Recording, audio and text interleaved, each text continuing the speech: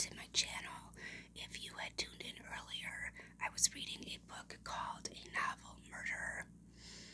I only read the first chapter, and at the end, if you can remember, Faith's cat, Watson, had dug up a purse, and when Faith finished undigging it and opened up and found a wallet, it belonged to the previous librarian, whom everyone said had just left to travel the world.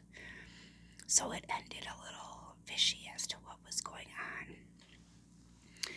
I'm now going to read the second chapter, so sit back and relax and enjoy.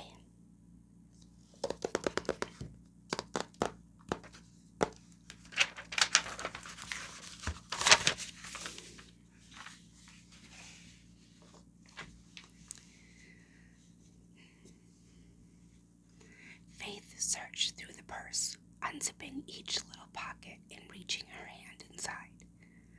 She could think of no logical reason why Doris Lincoln would leave the Castellan Manor without taking her purse, especially if the former librarian had planned to travel around the world like Marlene said. The woman would surely need her ID, her credit cards, and her keys. Dread sat heavy on Faith's stomach as she remembered other cases of missing women she heard about. Without exception, personal belongings left behind meant foul play. Watson scrolled over and wound his way around her legs, meowing. "I know, Watson, there's something very wrong with this picture." Faith set down the orange purse and dug around for her cell phone. She needed to make a call to Marlene and report what she discovered. Faith was boiling water into a teapot in the kitchen when Marlene finally arrived, her presence announced by rapping on the front door. When Faith opened it, she was surprised to see Wolf standing behind Marlene. "I thought I'd come along and find out what's going on," Wolf said. It sounded strange. Marlene clucked. "I'll say." She put both hands on her hips, clad today in a burgundy wool skirt suit.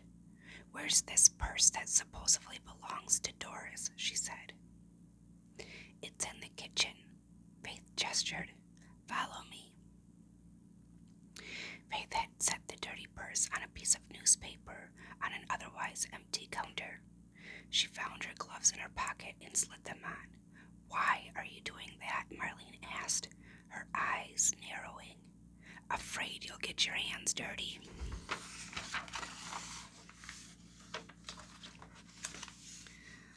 "No." Faith pulled out the wallet. "I don't want to mess up any fingerprints that might be on this more than I already have," she said. She showed both of them the license. "See, it says Doris Lincoln." Wolf studied the license. "Where did you say you found this?" "Under a bush outside. My cat dug it up." The animal in question jumped up on one of the oak kitchen chairs and began to lick its paw.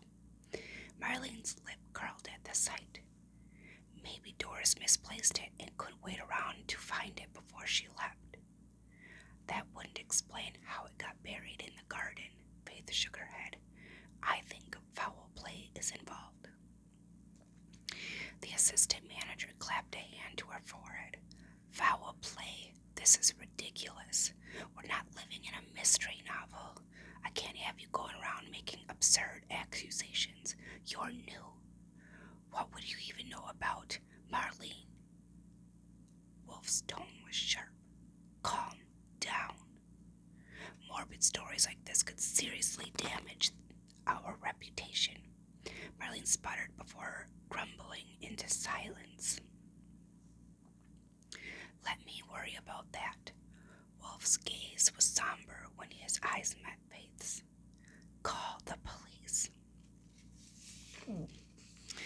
Marlene insisted on returning to the mansion once the call was made so she could get a head start on damage control that might be necessary due to the sight of police presence on the property. Faith was left alone to entertain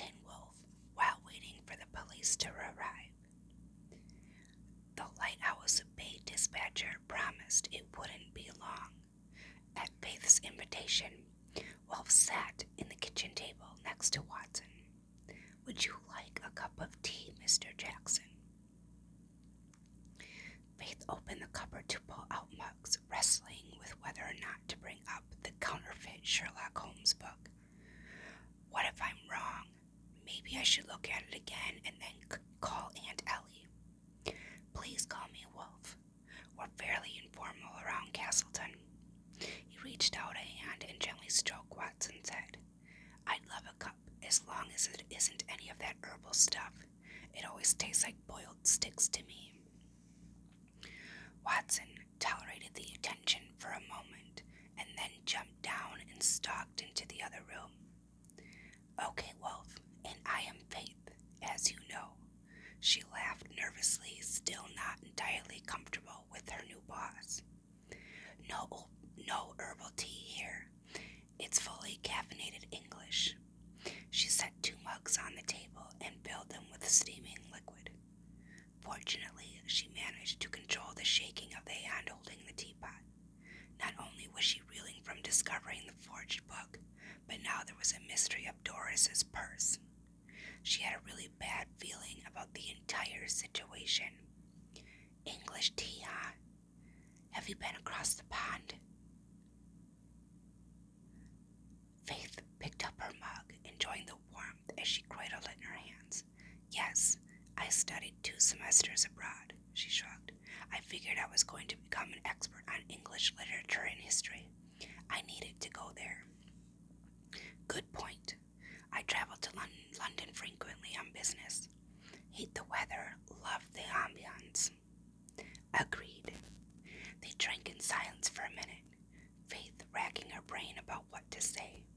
Besides the fact that he was the head of the retreat center and a drop-dead gorgeous as well, every time she glanced at the purse she felt a surge of anxiety. "When will the police get here and take my report?" It appears a lost pocketbook wasn't a high priority.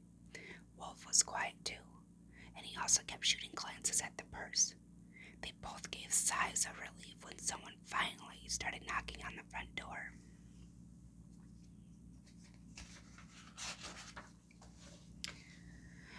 "Fancy meeting you here," Brooke said as she arrived at the front door of the Snickerdoodle's bakery and tea shop at the same time as Faith. The sous chef had changed out of her uniform into jeans, boots, and a sweater, along with her peacoat. "I always stop here before going to a book club." Faith pointed to 2-story stone colonial building next door to the bakery. "You mean the book club that meets at Candlehouse Library?" "That's where I'm headed. My aunt is the librarian there. She invited me to join tonight's meeting, but I suggested I stop here first." Brooke's eyes widened. "Your aunt is Ellie Piper?" She opened the door for Faith to enter. The bells jingle above. "I had no idea. I guess a love of books runs in your family." "Oh, it sure does." Faith stepped into a large square room with small tables and chairs in front of the glass and cases holding treats at the back. The place was empty except for 2 middle-aged women seated at the table and a plump, red-haired woman working behind the counter. Faith inhaled the scents of vanilla, cinnamon, chocolate, and brewing coffee. "Wow, I can see why you like to come here. It's the best bakery in town, and I should know, right? Being in the food business and all." Taller in her heeled boots, Brooke a shade toward the counter. "Hey Jane, what's good tonight?" The redhead behind the counter glanced up, a wide smile on her freckled face. "Everything, but I might try the custard-filled cream puffs." "Cream puffs, oh my!" Faith edged closer and peered into the case. Fat pastry puffs oozing yellow cream sat on the tray, begging to be devoured. "I'll take one." "We'll take 4, Brooke corrected. "I'm ordering for Ellie and Midge, too." "Midge is our other book club member," she said to Faith. Jane pulled on plastic gloves and cast a glance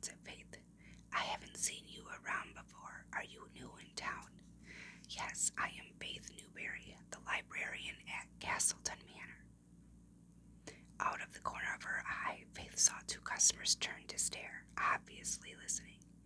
Then they bent close and began to whisper, darting glances at her. Apparently, her arrival was big news in this tiny town. The baker nodded. Glad to meet you. I'm Jane McGee. The baker on Cape Cod, Brooke nodded. I'll let you judge for yourself, Jane said, setting cream puffs carefully inside a box. She closed the lid. Hope you enjoy. When Brooke and Faith entered the town's historic library next door, Ellie Piper raced around the corner of her desk and gave Faith a huge hug.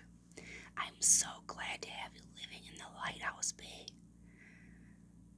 Petite, with shoulder-length brown hair and sparkling blue eyes, the 62-year-old librarian and grandmother was a bundle of energy and enthusiasm. Faith hugged her back, enjoying the comfort of her favorite aunt's touch. I'm glad to be here. Well, I was, until today. What's wrong? Ellie took Faith's arm. Let's go into the reading room. The cozy room of the main library held rocking chairs, armchairs, a sofa along with a conveniently placed lamp and table.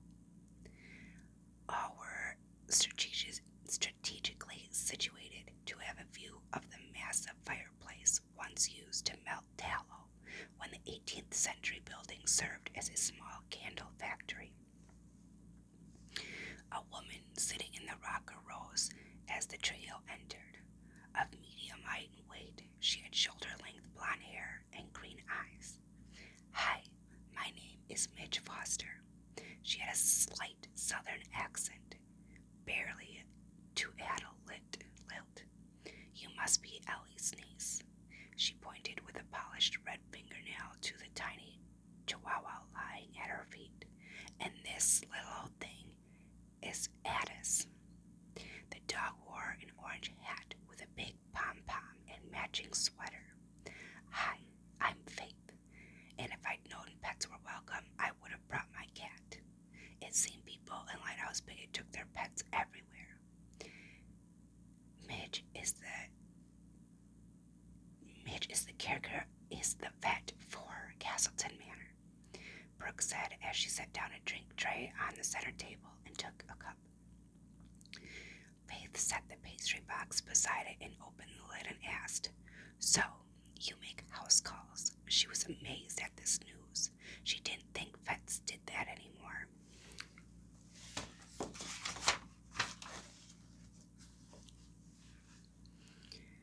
Midge nodded. I'll be up there this week to see Miss Molly Sinclair. She selected a cream puff. I also own Happy Tales, the gourmet pet treat bakery across the street. We bake up delicious, healthy treats. After everyone settled with refreshments, Ellie turned to Faith. Usually we discuss the book we're all reading before we socialize. As if on cue, Brooke held up the selection, A Mary Russell Sherlock Holmes Mystery by Laurie King. Ellie continued, But I want to hear about what happened to spoil your first day at this magnificent library. What I wouldn't give for their collection. Midge, apparently sensing Faith's reluctance, made a sipping movement across her lips. Anything that said at the Candle House Book Club stays at the book club.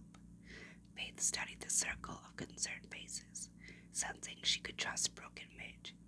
Ellie was given. She decided to get everything off her chest. Well, almost everything. She still wanted to discuss the fake first edition with her aunt in private, and there's been no time to bring up that on the phone. Well, as odd as it sounds, my cat dug up a purse belonging to Doris Lincoln today. She went on to tell the tale as well as she could encounter with by the book young officer Brian Laddie. At his name, Brooke gave a little squeal, exclaiming about the tall, dark-haired officer's good looks.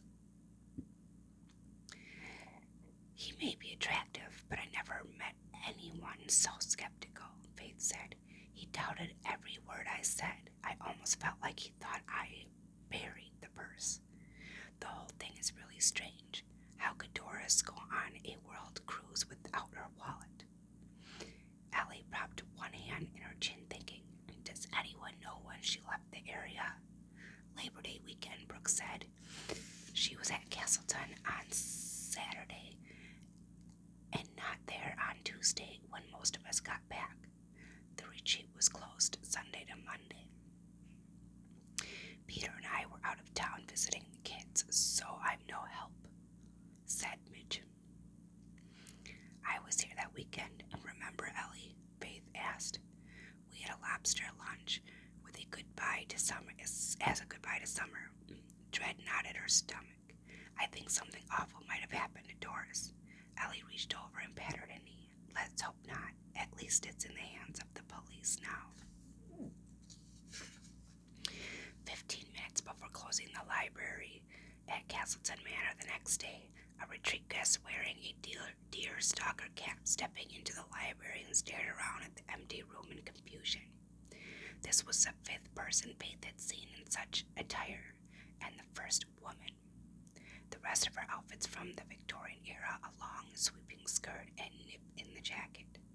Sherlock fans took their administration for the detective very seriously, Faith was learning. A shaggy Irish wolfhound trotted at the woman's heels. May I help you? Faith asked, rising from the tall stool behind the desk. Watson lay curled near her feet, a spot he rotated to along with the velvet bench in front of the fireplace and a window seat in the second-floor gallery. His first day at the library had gone well, and Faith enjoyed having him there. His presence had helped to calm the nerves as she secretly examined the Sherlock Holmes book in question. At best she could tell it was indeed a fake, but she still hadn't decided what to do about it. The woman strode to the desk and handed Faith the daily calendar page. I can't figure out where my lecture is being held.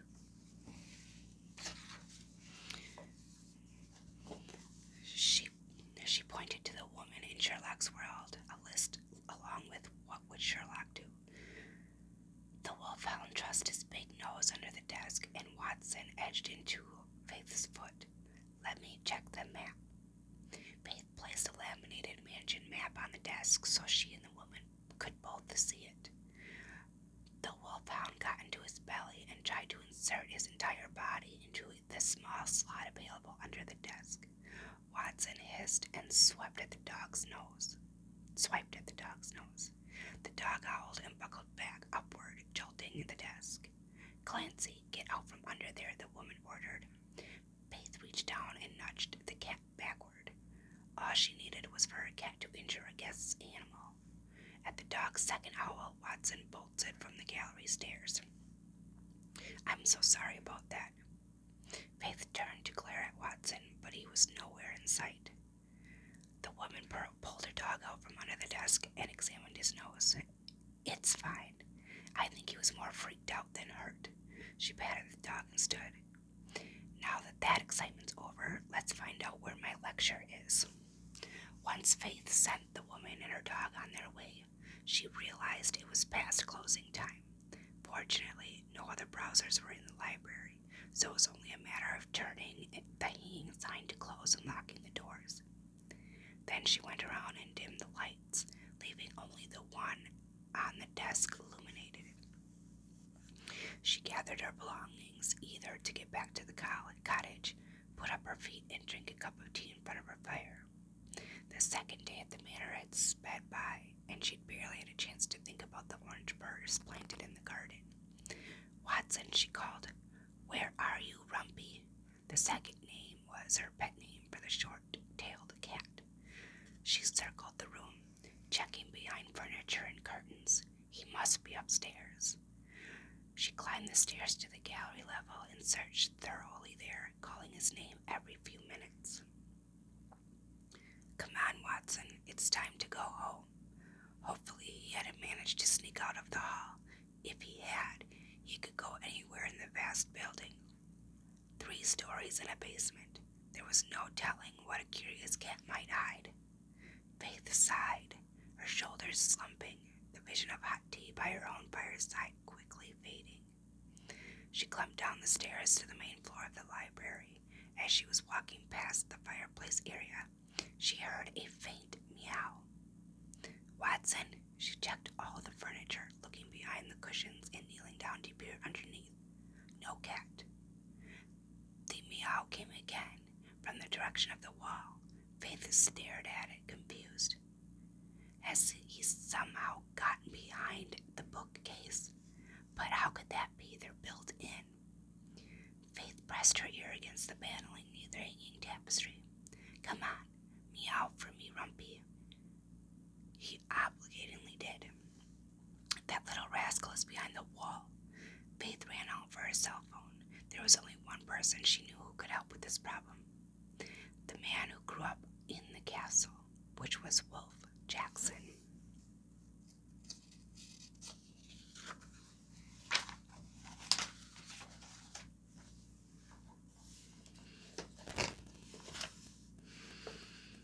She called him, and when he picked up and she explained everything, he said, Are you sure he's behind the wall? Faith had obviously interrupted him relaxing since his shirt sleeves were rolled up and a tie was missing. Positive, she rapped on the wall. Watson, talk to me. The cat meowed. See, how is this possible? Are there secret rooms in this place? Old servants, passageways. Hold on a minute while I remember how to do this. He cast Faith a disarming smile. It's been decades. My brothers and I used to love exploring them when we were kids. The mansion is full of hidden walls, doorways, and access points. He went to the tapestry, pushed it aside, and fiddled with the carved paneling near the floor of his ancestral home. The wall slid aside, and Wolf quickly put his shoulders into the opening. If you don't move fast, it will get shut. That must be what happened to Watson. Faith stepped through the gap, wrinkling her nose as a foul smell assaulted it. I can't see a thing. Watson turned his phone flashlight and became the light around the space, a stone alcove extending into the dark. Faith saw the high-heeled shoes first, lying on the floor about 10 feet away. As the narrow shaft of the light rested on them, she realized something